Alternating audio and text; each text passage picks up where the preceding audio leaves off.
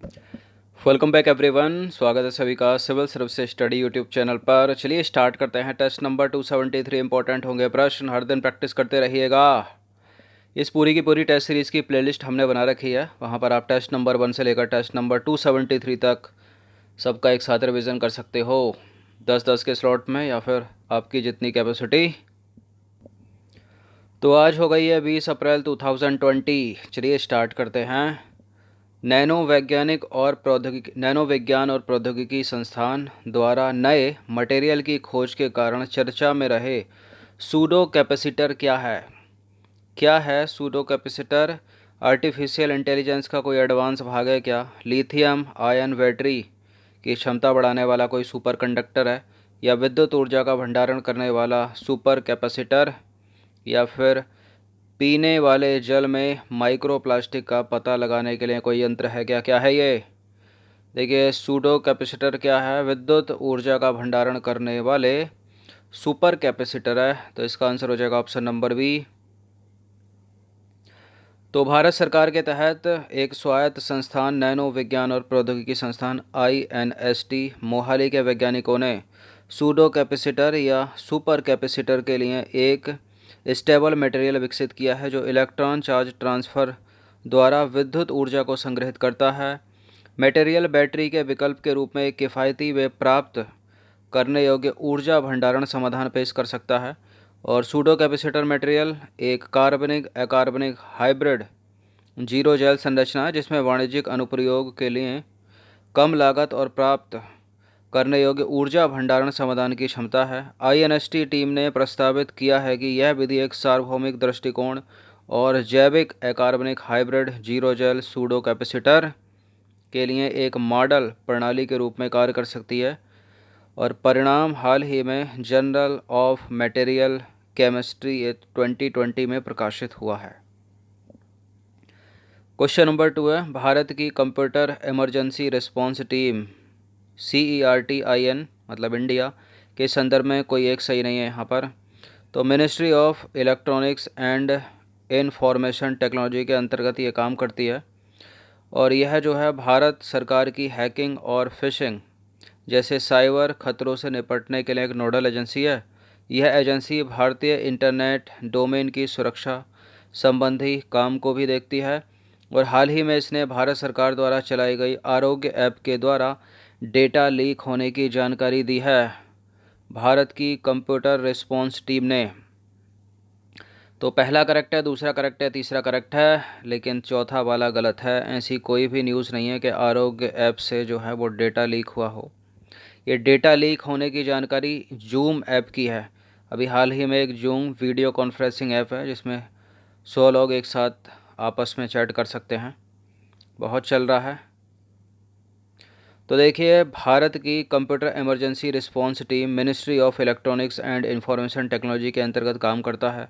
यह भारत सरकार की हैकिंग और फिशिंग जैसे साइबर खतरों से निपटने के लिए एक नोडल एजेंसी है। यह एजेंसी भारतीय इंटरनेट डोमेन की सुरक्षा संबंधी काम को भी देखती है। बता दें कि मार्च 2014 में CERT ने एंड्रॉयड जेलीविन के BPN इम्प्लीमेंटेशन में एक महत्वपूर्ण गड़बड़ी की जानकारी दी थी, और इसने हाल ही में जूम ऐप से भारतीयों का डेटा लीक होने की जानकारी दी है, ना कि आरोग्य ऐप। अब देखिए मुद्दा क्या है जूम ऐप। तो जूम एक फ्री HD मीटिंग ऐप है। इसके ज़रिए यूजर जो है एक बार में अधिकतम 100 लोगों के साथ बातचीत कर सकता है, और ऐप की सबसे बड़ी खासियत है इसका आसान यूज़र इंटरफेस। इसके साथ ही जूम ऐप में कई और फीचर भी दिए गए हैं जो यूज़र को काफ़ी पसंद आ सकते हैं।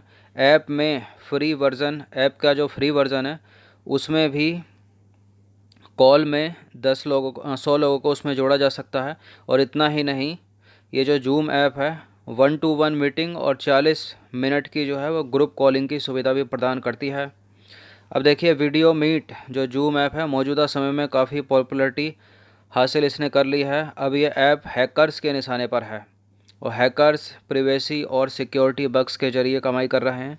और बता दें कि इस ऐप ने हाल ही में भारत में टिकटॉक और व्हाट्सएप को पीछे छोड़ दिया है।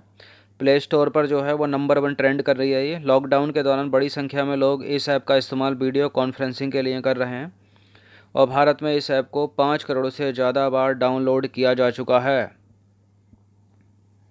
तो इसी को लेकर जो है जो डेटा चोरी है, भारत कंप्यूटर इमरजेंसी रिस्पांस ने चेताया है कि इससे डेटा लीक होने की जो है वो बड़ी संभावना है। इसके ऊपर एक प्रश्न हो चुका है हमारा कल या परसों के टेस्ट में, आरोग्य ऐप नहीं है वो। चलिए, यह है आरोग्य ऐप। तीसरा प्रश्न आरोग्य ऐप के संदर्भ में ही है। आरोग्य ऐप आरोग्य सेतु के संदर्भ में कौन सा सही नहीं है? इसका निर्माण नेशनल इन्फॉर्मेटिक्स सेंटर NIC के द्वारा किया गया है। यह जो ऐप है कोविड-19 संक्रमण के प्रसार, जोखिम, बचाव और उपचार के लिए लोगों तक सटीक और सही जानकारी देने का काम करता है। इसे चलाने के लिए GPS की आवश्यकता पड़ती है, ब्लूटूथ की नहीं। और आरोग्य सेतु सबसे तेज 5 करोड़ बार डाउनलोड किया जाने वाला दुनिया का पहला ऐप बन गया है। तो कौन सा करेक्ट है? देखिए, दोनों के दोनों बराबर ट्रेंड कर रहे हैं, आरोग्य सेतु भी और जूम भी। तो यहाँ पर देखिए, पहला इसमें गलत हमको ढूंढना है, तो पहला करेक्ट है, नेशनल इन्फॉर्मेटिक्स सेंटर द्वारा इसको विकसित किया गया है। और यह जो ऐप है कोविड-19 संक्रमण के प्रसार, जोखिम, बचाव और उपचार के लिए लोगों को सटीक और सही जानकारी प्रदान करता है। इसे चलाने के लिए GPS की आवश्यकता पड़ती है, ब्लूटूथ की नहीं। गलत है स्टेटमेंट। ब्लूटूथ, GPS और ब्लूटूथ दोनों की आवश्यकता इसमें पड़ती है और सबसे तेज़ डाउनलोड हुआ है, ये करेक्ट है। तो C यहाँ पर गलत है। तो देखिए, नीति आयोग के CEO अमिताभ कांत ने ट्वीट करके कहा है कि आरोग्य सेतु ऐप जो है सबसे तेज़ 5 करोड़ बार डाउनलोड किया जाने वाला दुनिया का पहला ऐप बन गया है। क्या है आरोग्य सेतु? तो कोरोना वायरस के संक्रमण के जोखिम का आकलन करने के लिए केंद्र सरकार द्वारा लॉन्च किया गया आरोग्य सेतु आपको यह बताएगा कि आप जोखिम में हो या नहीं। ये जो ऐप है वो ब्लूटूथ और GPS, इसको चलाने के लिए ब्लूटूथ और GPS दोनों की आवश्यकता होती है। और यह ऐप कोविड-19 संक्रमण के प्रसार, जोखिम और बचाव एवं उपचार के लिए लोगों को सही और सटीक जानकारी देने का काम करता है। आरोग्य सेतु ऐप का निर्माण नेशनल इन्फॉर्मेटिक्स सेंटर NIC संस्था द्वारा किया गया है। तो ये भी करेक्ट है, ये भी करेक्ट है, ये भी करेक्ट है। ये वाला गलत है। ब्लूटूथ की भी आवश्यकता है इसके लिए और GPS की भी आवश्यकता है। क्वेश्चन नंबर 4 है, भारत में दवाओं के मानक एवं अनुमोदन और क्लिनिकल ट्रायल और दवाओं की गुणवत्ता को निर्धारित करने की शीर्ष संस्था कौन सी है? कौन सी है इसमें? सामाजिक न्याय और अधिकारिता मंत्रालय क्या करेगा इसमें? भारतीय आयुर्विज्ञान शोध परिषद भी नहीं है। इन दोनों में से क्या बताइए कौन सी है? नीति आयोग भी नहीं है, यह है केंद्रीय औषध मानक नियंत्रण संगठन CDSCO। तो केंद्रीय औषध मानक नियंत्रण संगठन CDSCO है क्या? केंद्रीय औषध मानक नियंत्रण संगठन भारत में दवाओं के मानक एवं अनुमोदन, क्लिनिकल ट्रायल और दवाओं की गुणवत्ता को निर्धारित करने की शीर्ष संस्था है। क्वेश्चन नंबर 5 है, अंतर्राष्ट्रीय आलू संस्थान के संदर्भ में निम्न कथनों पर विचार कीजिए। अंतर्राष्ट्रीय आलू संस्थान लीमा, पेरू में स्थित है और यह आलू के विकास के क्षेत्र में कार्य करने के लिए एक अंतर्राष्ट्रीय संस्था है। अंतर्राष्ट्रीय है तो है करेक्ट दूसरा, बिल्कुल लीमा पेरू में स्थित है, तो C हो जाएगा इसका उत्तर। तो देखिए, अंतर्राष्ट्रीय आलू संस्थान लीमा पेरू में स्थित है। यह आलू के विकास के क्षेत्र में कार्य करने वाली एक इंटरनेशनल संस्था है। बात करते हैं अंतर्राष्ट्रीय चावल अनुसंधान संस्थान के संदर्भ में। तो अंतर्राष्ट्रीय चावल अनुसंधान संस्थान चावल की किस्मों के विकास के क्षेत्र में कार्य करने वाली एक अंतर्राष्ट्रीय कृषि अनुसंधान और प्रशिक्षण संगठन है और यह बीजिंग, चीन में स्थित है। अंतर्राष्ट्रीय चावल अनुसंधान संस्थान, तो पहला करेक्ट है, दूसरा गलत है क्योंकि बीजिंग चीन में नहीं है, ये फिलीपींस में है। तो केवल एक यहाँ पर सही हो जाएगा। तो देखिए, अंतर्राष्ट्रीय चावल अनुसंधान संस्थान चावल की किस्मों के विकास के क्षेत्र में कार्य करने वाली एक अंतर्राष्ट्रीय कृषि अनुसंधान और प्रशिक्षण संगठन है जो फिलीपींस के लास बानोस में स्थित है। इसलिए पहला करेक्ट है, दूसरा नहीं, न कि बीजिंग चाइना में। क्वेश्चन नंबर 7 है, हाल ही में भारत सरकार के द्वारा कृषि उपज को मंडियों तक पहुंचाने के लिए किस मोबाइल ऐप को लॉन्च किया गया है? तो इस ऐप का नाम है किसान रथ। क्या है? किसान रथ, ऑप्शन नंबर A। तो देखिए, लॉकडाउन के दौरान गेहूं की कटाई और मड़ाई के बाद उपज को मंडियों तक ले जाने वाली दिक्कतों को दूर करने के लिए किसान रथ नामक एक मोबाइल एप्लीकेशन लॉन्च की गई है। इसके तहत किसान अपने मोबाइल ऐप के द्वारा ट्रक, ट्रैक्टर और अन्य कृषि मशीनरी किराए पर जो है वो बुक कर सकते हैं, जो जैसे ओला, उबर बुक करते हैं। और देखिए किसान रथ जो एप्लीकेशन है, फ़िलहाल कुल मिलाकर 5.7 लाख ट्रक इसमें उपलब्ध हैं, जिन्हें किसान अपनी ज़रूरत के हिसाब से बुक कर सकते हैं। और बुक करते समय ही ट्रांसपोर्ट से किराया, लोडिंग और अनलोडिंग के बारे में जो मोल भाव है वो किया जा सकता है बुकिंग के दौरान ही। जैसे मान लीजिए ओला या उबर बुक करते हैं तो 6 किलोमीटर में जाना है तो कितना पैसा लगेगा वो सब यहाँ पे दिखा देता है, तो इसी में भी वैसे ही दिखाएगा। किसान अपनी किसी भी उपज को अपनी ज़रूरत के हिसाब से संबंधित मंडियों में भेज सकता है। तो देखा जाए तो काफ़ी बड़ी पहल है लॉकडाउन के लिए किसानों के लिए, किसान रथ कृषि उपज को बेचने के लिए। क्वेश्चन नंबर 8 है, हाल ही में भारत के किस राज्य ने अपने सभी जिलों में जलवायु के अनुसार खेती को लागू करने का निर्णय लिया है? जलवायु के अनुसार अभी तक उसने कुछ डिस्ट्रिक्ट में किया था ये, लेकिन अब उनमें सफलता को देखते हुए अपने सभी जिलों में जलवायु के अनुसार खेती को उसने लागू करने का निर्णय लिया है। तो इसका उत्तर है ऑप्शन नंबर सी, बिहार। तो देखिए बिहार में अब सभी जिलों में जलवायु के अनुसार खेती होगी और बिहार के 8 जिलों में चल रही जलवायु के अनुसार खेती योजना काफ़ी सफल रही। उत्साहित होकर राज्य सरकार ने अब इसे सभी जिले में लागू करने का फैसला किया है। योजना की जिम्मेदारी लेने वाली संस्थाओं की संख्या भी बढ़ेगी। अभी 4 संस्थाओं को इसकी जिम्मेदारी दी गई है। तो याद रखिए आप, बिहार। क्वेश्चन नंबर 9 है, हाल ही में जारी हुई अमूर्त सांस्कृतिक विरासत की राष्ट्रीय सूची में शामिल कितनी सांस्कृतिक परंपराएं यूनेस्को के मानवता की अमूर्त सांस्कृतिक विरासत में शामिल है? सीधा सीधा बुलेट पॉइंट है, पूछा जा सकता है।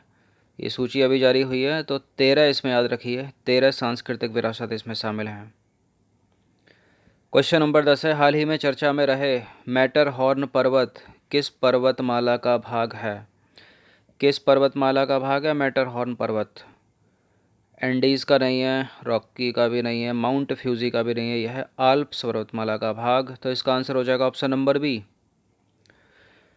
तो स्विट्जरलैंड ने कोरोना वायरस के खिलाफ जंग में भारत के प्रति एकजुटता प्रदर्शित करते हुए स्विस आल्प्स के मैटरहॉर्न पर्वत में रोशनी डालकर भारतीय ध्वज उकेरा है। इसके जरिए भारत में सभी लोगों को उम्मीद और हिम्मत का संदेश दिया गया है। स्विट्जरलैंड के रोशनी कलाकार या लाइट आर्टिस्ट, नाम क्या है उनका?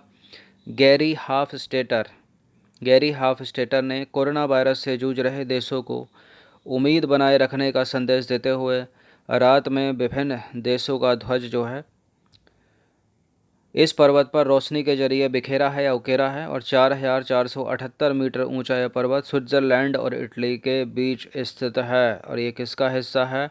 आल्प्स पर्वतमाला का। और इसका नाम क्या है? मैटरहॉर्न पर्वत। कुछ इस तरह से देखिए, जैसे इंडिया का मैप, ये कुछ इस तरह से देखिए, ब्रिटेन कुछ इस तरह से। चलिए, तो 10 प्रश्न थे, इंपॉर्टेंट थे, अच्छे से इसका रिवीजन कर लीजिएगा। प्लेलिस्ट इसकी बना रखी है, वहाँ पर आप टेस्ट नंबर 1 से लेकर टेस्ट नंबर 272 या 273 तक जितना भी हो गया है पहुँच सकते हो। बाकी टेलीग्राम चैनल को हमारे ज्वाइन कर लीजिए, उसमें जो है आपको PDF मिलनी स्टार्ट हो गई है, तो उसको डाउनलोड करके पढ़ लिया कीजिए। धन्यवाद।